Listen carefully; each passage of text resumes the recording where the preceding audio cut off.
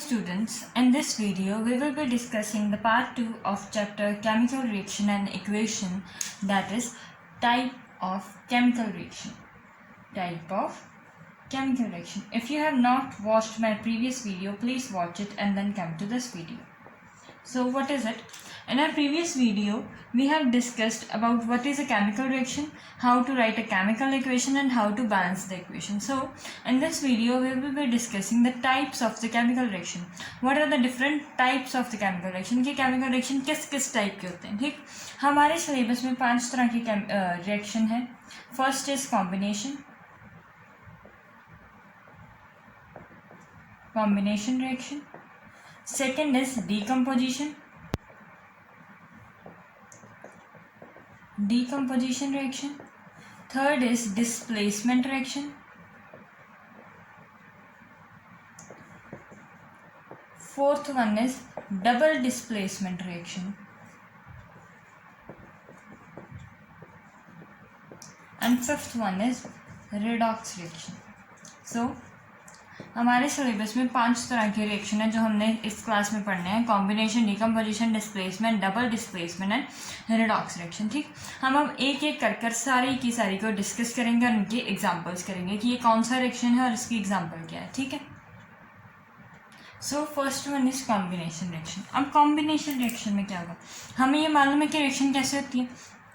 कोई पार्टिकल है, a body है, पार्टिकल ए है, उसके पास कुछ एटम्स हैं, ये ए के हैं, बी के हैं, उसके पास भी कुछ एटम्स होंगे. ये आपस में कंबाइन करके कोई कंपाउंड दे देंगे सी, और वो किसका होगा, इन दोनों का रिजल्टेंट. इसके जो एटम ए होंगे, इसमें एटम ए हैं और इसमें एटम्स क्या हैं, बी के हैं, और जो सी बनेगा उसमें एटम्स ऑफ बोथ होंगे, atoms of A plus B. दोनों के एटम होंगे, ये नहीं पता कि किस प्रपोर्शन में होंगे. ए एक होगा, बी 2 होगा, सी पता नहीं कैसा होगा, लेकिन होता ऐसे है कि कुछ एटम ए के कंबाइन और बी के कंबाइन किसी रेशियो में कंबाइन होते हैं और एक सी कंपाउंड दे देते हैं. सी कंपाउंड में भी क्या आते हैं, ए और बी के आ जाते हैं एटम्स. अब कॉम्बिनेशन रिएक्शन क्या है, ये तो एक सिंपल रिएक्शन के रिएक्शन होता क्यों है, why reaction take place, why. ठीक, ये तो एक डिफरेंट बात थी. अब देखो कि कॉम्बिनेशन रिएक्शन क्यों है. कॉम्बिनेशन रिएक्शन क्या है, कॉम्बिनेशन रिएक्शन एक वो रिएक्शन है, इसको सिंपली इस तरीके से याद कर लो. व्हेन 2 और more reactants combine to form a single product. ठीक, कॉम्बिनेशन रिएक्शन क्या है कि जब 2 या 2 से ज़्यादा रिएक्टेंट कंबाइन होते हैं ताकि एक सिंगल प्रोडक्ट बन जाए. इसको ऐसे ही समझ लो जैसे कि रिएक्टेंट क्या है, जो आपस में रिएक्ट करेंगे, और प्रोडक्ट क्या है कि वो जो बनाएंगे. ठीक, ये बात तो हमें मालूम है. अब क्या है कि कॉम्बिनेशन रिएक्शन में क्या होता है कि 2 या 2, 3, 4 कितने भी रिएक्टेंट हैं जो वो सारे के सारे कंबाइन होकर एक सिंगल प्रोडक्ट देना शुरू कर देंगे. जैसे कि इसकी एग्जाम्पल देखो, जैसे कि मेरे पास है CaO plus H2O will give me CaOH2O. ठीक, ये क्या होता है, ये क्विक लाइन है, this is quick line, this is water and this is slaked line, this is slaked line. ये तो हमें सारी चीज़ें क्या पता ही यार, कुछ हीट एनर्जी इवॉल्व हो जाती है. अब क्या हुआ इस रिएक्शन में, कैल्शियम ऑक्साइड थी जो उसने वाटर के साथ रिएक्ट किया और कैल्शियम हाइड्रोक्साइड बना लिया. ये एक कॉम्बिनेशन रिएक्शन ही तो है कि दो रिएक्टेंट कंबाइन कर एक ही प्रोडक्ट दिया. हीट कोई प्रोडक्ट थोड़ी है, हीट कोई कंपाउंड थोड़ी है, वो तो सिर्फ एनर्जी है, वो तो निकल गई, मालूम है हमें. अब क्या है, देखो कि एक रिएक्टेंट ये है, एक रिएक्टेंट है, ये दोनों आपस में कंबाइन होकर एक प्रोडक्ट बना दिया, सिंगल वन प्रोडक्ट बनाया. जैसे एक और एग्जाम्पल ले लो, water plus hydrogen plus oxygen gives to form water. यही होता है, ये बैलेंस कर दी मैंने. सेकेंड इक्वेशन ये देखो, ये क्या है, हाइड्रोजन जो गैसियस फॉर्म में है, ऑक्सीजन जो गैसियस फॉर्म में है, वो दोनों कंबाइन होकर एक लिक्विड दे दिया उन्होंने, दैट इज वाटर. यही हुआ. अब ये भी रिएक्शन कौन सा है, ये भी तो रिएक्शन है कॉम्बिनेशन रिएक्शन की, ये दोनों कंबाइन हुए. कॉम्बिनेशन के आपको इसको याद करना है एक ही वर्ड से कि ये कंबाइन होते हैं. कंबाइन का मतलब क्या है, टुगेदर. कोई भी चीज़ जब पास पास आ जाए, इकट्ठी हो जाए, ठीक, कोई चीज़ पास पास आकर एक चीज़ बन जाए, कंबाइन हो जाए, वो टुगेदर आ जाए, वो क्या होती है? Combination reaction. जैसे hydrogen plus water gives H2। अगर मैं थर्ड एग्जाम्पल एक और ले लूँ, Ag plus Cl will give me AgCl। ये होगा H2 plus Cl2 will give me 2HCl। ये क्या है? सारी की सारी रिएक्शन कॉम्बिनेशन रिएक्शन है, जिसमें क्या हो रहा है? ये दो रिएक्टेंट कंबाइन कर कर एक प्रोडक्ट दे रहे हैं। यहाँ पर देखिए, दो रिएक्टेंट गए थे, एक प्रोडक्ट मिल गया, दो रिएक्टेंट गए थे, एक प्रोडक्ट मिल गया, दो रिएक्टेंट है, एक प्रोडक्ट। ये दो से ज़्यादा भी हो सकते हैं, ज़रूरी नहीं है कि दो ही होने चाहिए, जितने मर्जी हो जाए, इनका रिएक्टेंट जितने मर्जी हो जाए, लेकिन जो प्रोडक्ट है वो सिंगल है, उस रिएक्शन को हम कहते हैं combination reaction. Second type of जो रिएक्शन है दैट इज डीकम्पोजिशन रिएक्शन। पिछले हमने पढ़ी है combination, this is decomposition reaction. Decomposition reaction ये पहली वाले से बिल्कुल अपोजिट है। पिछले में क्या रहा था? कंबाइन। कॉम्बिनेशन से हमने क्या याद किया था? कंबाइन, कि दो आइटम्स या दो जो थे कंपाउंड्स थे वो कंबाइन होकर एक नया दे रहे थे। ऐसे देखा था ना कि दो रिएक्टेंट कंबाइन होकर एक प्रोडक्ट दे रहे थे। लेकिन अब क्या हो रहा है कि अब डीकम्पोजिशन है। Decomposition is reverse of this, इसका उल्टा आप ऐसे याद कर सकते हो। डीकम्पोजिशन क्या होती है? व्हेन अ रिएक्टेंट डीकम्पोज का मतलब क्या है? ये बात समझना, ये बात हम डिस्कस करते हैं कि डीकम्पोज क्या है। When a reactant decompose into several products, अब डीकम्पोज क्या है? यह डेफिनेशन इसकी है कि जब एक रिएक्टेंट डीकम्पोज हो जाता है और सेवरल प्रोडक्ट दे देता है। डीकम्पोज का मतलब क्या है? कि टूट जाना, ख़त्म हो जाना, बिखर जाना। ठीक है, इसका मतलब क्या है? Break down. टूटने का मतलब क्या होता है? ब्रेक डाउन होता है ना।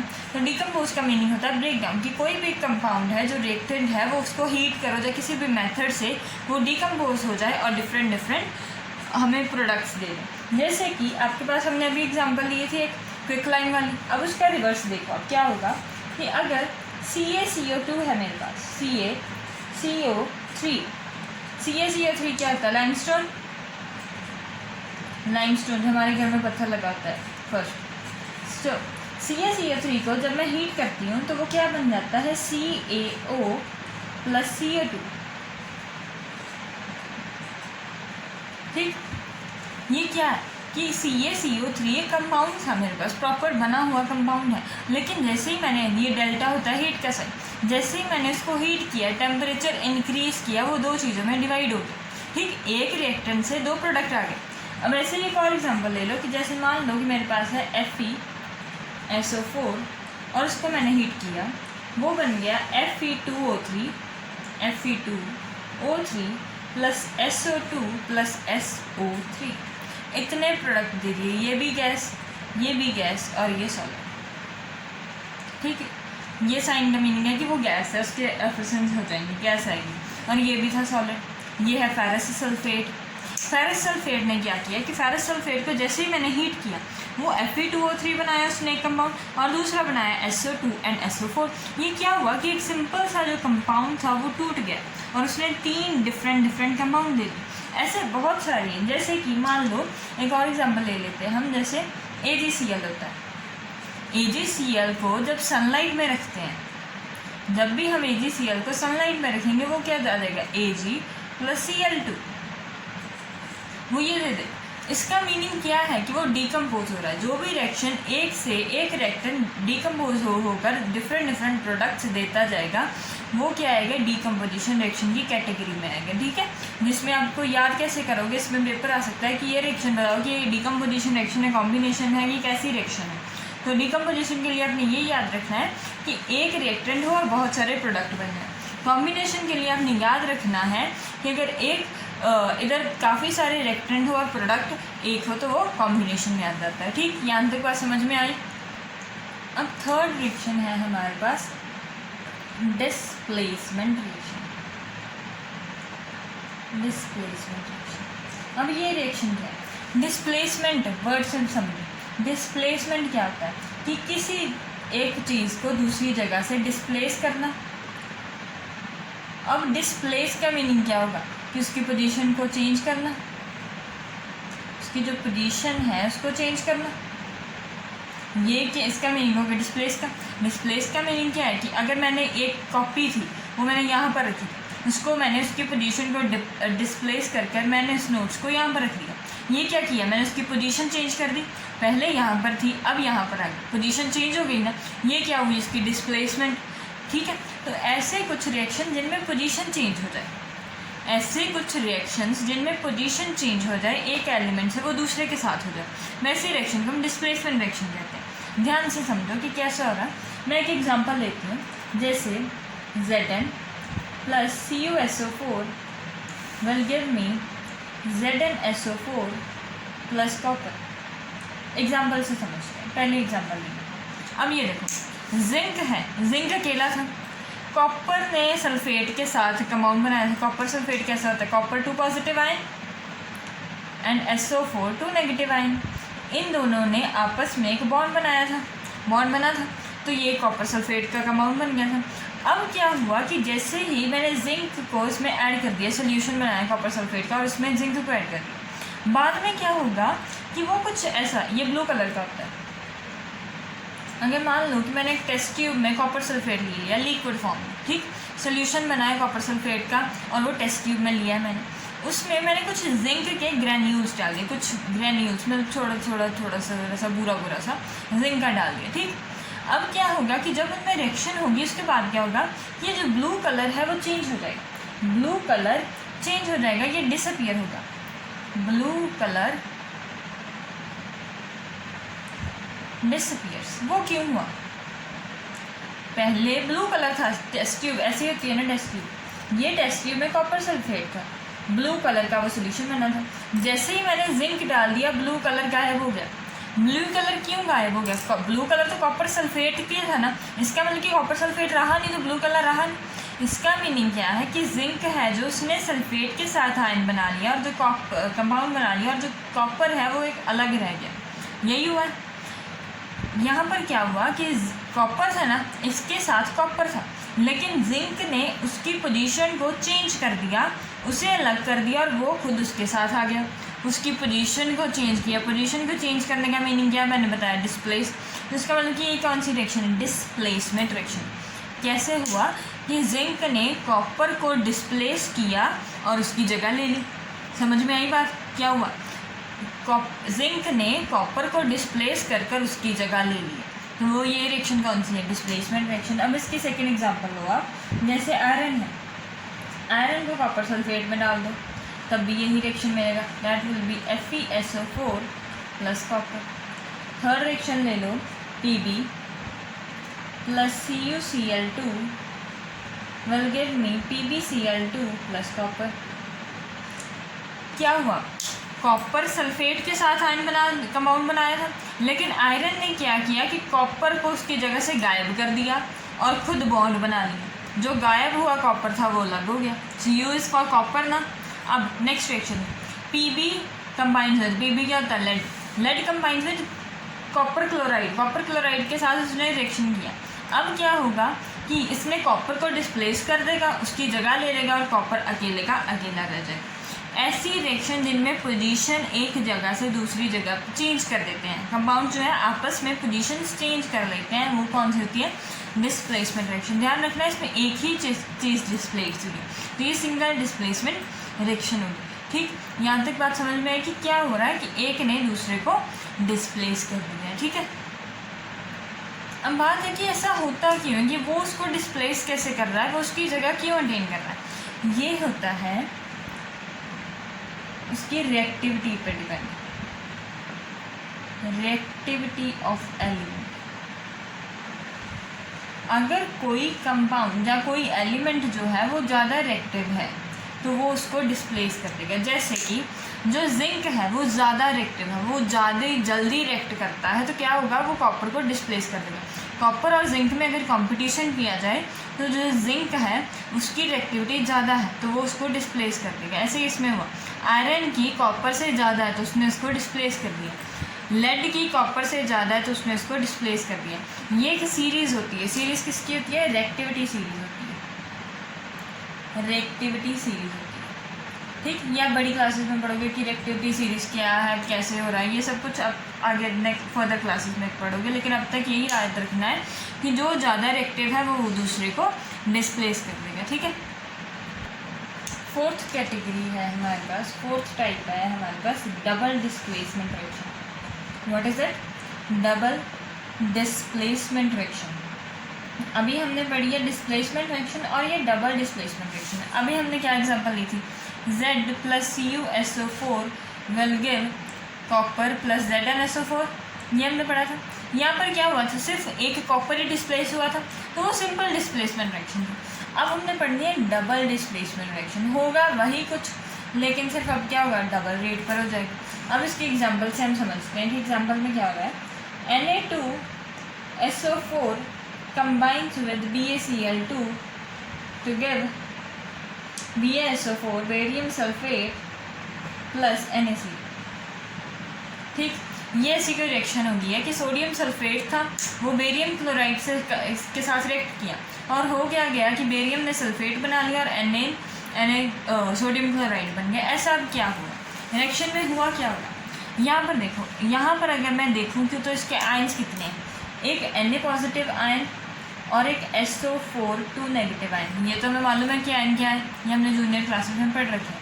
अब बेरियम के पास क्या होता है? बेरियम 2 पॉजिटिव होता है और क्लोराइड 1 नेगेटिव होता है। जैसे कि होता है क्लोरीन के पास 1 नेगेटिव, उसकी वैलेंसी -1 होती है क्लोरीन की। अब क्या है कि ये जो कंपाउंड है, ये इन दोनों ने आपसी, ये जो किसी भी कंपाउंड जिसके ऊपर आयन्स आ जाए, जिसके ऊपर प्लस माइनस नेगेटिव का कोई सिंबल आ जाए, सिंपल भाषा में समझने के लिए, that are known as ions. कोई भी एलिमेंट जब उस पर चार्ज आ जाता है तो हम उसे आयन कह देते हैं। अब इस पर पॉजिटिव है, इस पर 2 नेगेटिव है, इस पर 2 पॉजिटिव है, इस पर 1 नेगेटिव, या इस पर चार्ज है, तो ये चारों के चारों क्या बन जाएंगे? आयन। अब क्या होगा कि ये जो Na है वो Cl के साथ बॉन्ड बना लेगा, Na और Cl एक बॉन्ड बना लेंगे और बेरियम और सल्फेट एक बॉन्ड बना लेंगे। ठीक, तो ये क्या बन जाएगा? Barium 2 positive combines with SO4 2 negative और Na positive combines with Cl negative. इनकी दोनों की सेम वैलेंसी, तो ये क्या बन जाएगा? BaSO4 और ये बन जाएगा NaCl। इसको ये बहुत डिटेल में मैंने बता दिया कि आयन्स हैं, इसके चक्कर में पढ़ो, फिर ये बनाओ, फिर वो बनाओ। अगर सिंपल भाषा में समझना है तो क्या करना है हमें? पहले क्या था? सिर्फ एक ने दूसरे को डिस्प्लेस कर दिया था।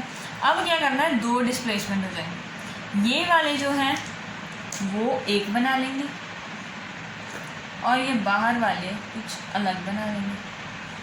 ठीक, जो अंदर वाले हैं वो एक कंपाउंड बना लेंगे और जो बाहर वाले हैं वो एक बना लेंगे और बाद में इसको बैलेंसिंग करनी है। वो हमने पिछले वीडियो में सीख लिया कि बैलेंसिंग कैसे करनी है। ठीक है, कैसे हो रहा है कि अंदर वाले एक कंपाउंड बना लिया, बेरियम और सल्फेट ने एक कंपाउंड बना लिया और Na और Cl ने दूसरा कंपाउंड बना लिया। ऐसी रिएक्शन जिनमें दो बार डिस्प्लेसमेंट हो, सल्फेट भी डिस्प्लेस हुआ, बेरियम भी डिस्प्लेस हुआ, तो ऐसी रिएक्शन जिनमें दो बार डिस्प्लेसमेंट हो जाए, that are known as double displacement reaction. बात समझ में आ रही है? अब जो लास्ट टाइप ऑफ रिएक्शन है वो कौन सी है? Fifth type of reaction, that are redox reaction. Redox reaction क्या होती है? ये 2 वर्ड्स का कॉम्बिनेशन है, red ox. Red means reduction, ox means oxidation. ठीक, अब ये बात समझने वाली है कि रिडक्शन क्या है, पहले ऑक्सीडेशन क्या है, फिर तो रिडॉक्स रिएक्शन पर आएंगे हम। रिडक्शन क्या होता है कि जिसमें से कोई रिएक्शन हो जाए और ऑक्सीजन लूज हो जाए, ऑक्सीजन लॉस्ट, वो क्या प्रोसेस होता है? रिडक्शन होता है। या ही हाइड्रोजन जो है वो गेन हो जाए। हाइड्रोजन कोई कंपाउंड अगर गेन कर लेता है, अगर कोई कंपाउंड जो है हाइड्रोजन उसके पास आ जाती है तो वो रिडक्शन में आएगा। अगर ऑक्सीजन लॉस्ट हो जाती है, O2 लॉस्ट होता है, तो वो रिडक्शन में आएगा। इसका अपोजिट है ऑक्सीडेशन। ऑक्सीडेशन में क्या होगा कि ऑक्सीजन वो गेन करेगा और हाइड्रोजन जो है वो लॉस्ट कर देगा, लॉस्ट। अब इसको कैसे समझोगे? जैसे कि Mg, ये वाला एग्जाम्पल रहने दो, ये लेते हैं, सिंपल से एग्जाम्पल लेते हैं। CO + O2 will give me CaO। ये बात सबको पता है कि कॉपर जब ऑक्सीजन के साथ रिएक्ट करता है तो कॉपर ऑक्साइड बना देता है, ये बात हमें सबको मालूम है।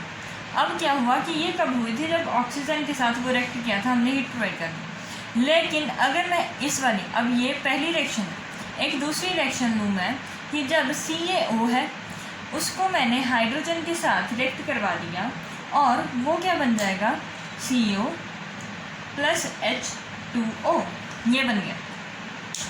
पहले कॉपर ऑक्सीजन के साथ रिएक्ट कर कर कॉपर ऑक्साइड बना दिया।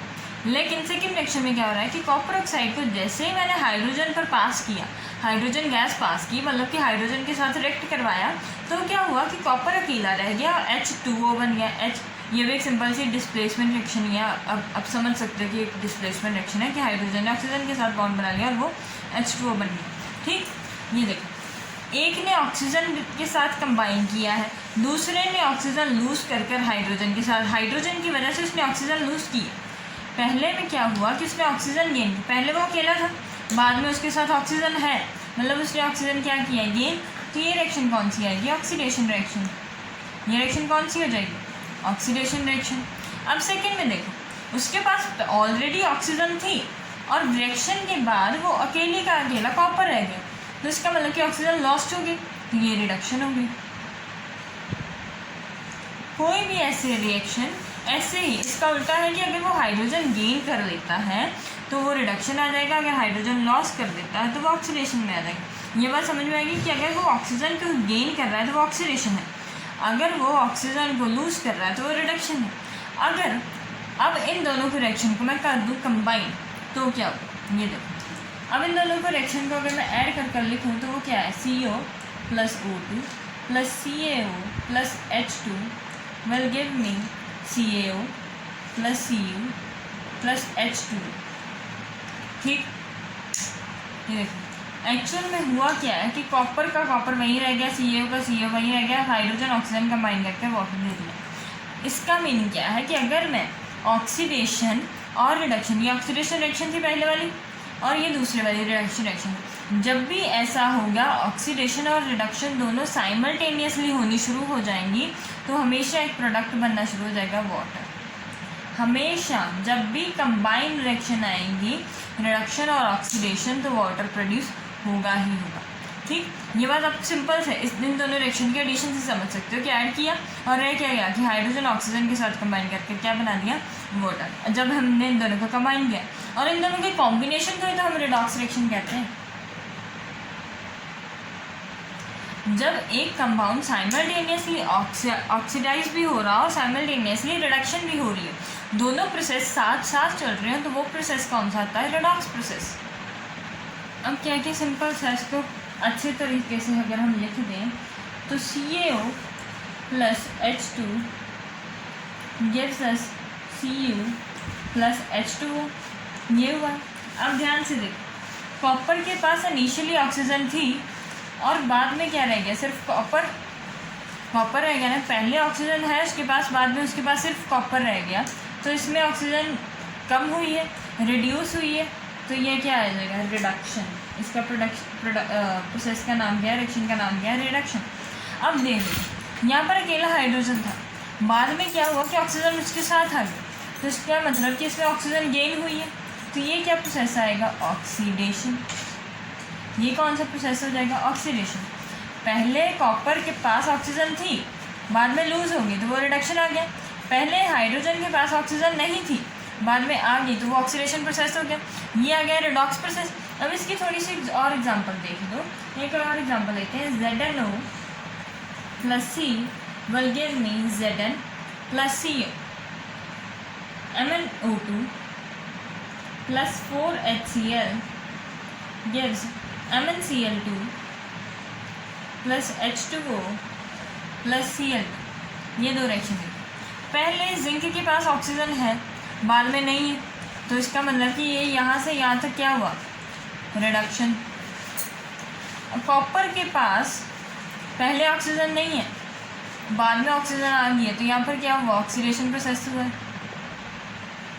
ठीक, अब यहाँ पर देखो, MnO के पास MnO2 है, मैंगनीज के पास ऑक्सीजन है, बाद में नहीं है, तो ये क्या आएगा, रिडक्शन। और हाइड्रोजन जो HCl है, अब क्या हुआ, हाइड्रोजन है अकेली, हाइड्रोजन के बाद में क्या आ गया, ऑक्सीजन आ गई है उसके पास, तो यहाँ पर क्या हुई है, यहाँ पर प्रोसेस क्या हुआ, ऑक्सीडेशन हो गई है। तो ये रिएक्शन जिनमें ऑक्सीडेशन और रिडक्शन साइमल्टेनियसली होती है वो रिडॉक्स रिएक्शन। एक चीज़ जो रह गई है वो ध्यान से समझो कि अब क्या इसको बोलते कैसे हैं वो देखो। यहाँ पर है कॉपर ऑक्साइड से कॉपर रह गया, तो इसका मतलब कि कॉपर क्या हुआ है, रिड्यूस। कॉपर को हम क्या बोलेंगे कि copper oxide is reduced to copper, और हाइड्रोजन को बोलेंगे hydrogen is oxidised to H2O। ठीक, यही बोलेंगे, हाइड्रोजन को ऑक्सीडाइज किया है, H2O बन गई। अब इसको दूसरा तरीका बोलने का ये है कि zinc is oxidised and zinc is reduced, carbon is oxidised, zinc is reduced. ऐसे तरीका है इसको बोलने का। आपको पेपर में कुछ वो डिफरेंट तरीके से लिख देगा, ठीक है, उस तरीके को ध्यान में आप समझ लीजिए कि इसको बोलना कैसे है, zinc is reduced, carbon is oxidised. ठीक, ये बात आपको ध्यान में रखनी है कि रिडॉक्स रिएक्शन को बोलते कैसे हैं, और ये इसके एग्जांपल है कि जहाँ पर रिडक्शन भी साइमल्टेनियसली होती है और ऑक्सीडेशन भी। यहाँ पर सिर्फ एक बात का रखना है कि ऑक्सीजन और हाइड्रोजन दोनों हो और वो आपस में रिएक्ट कर रही हो, जहाँ पर ऑक्सीजन किसी में गायब हो रही है और दूसरा वो उसको अटेन कर रहा हो। ठीक है, वो वाली रिएक्शन कौन सी है, reduction and oxidation. So this is all about today's lecture. I hope you understand the concept of types of reaction. If you have any doubt, ask me in comment section. Like and subscribe my channel.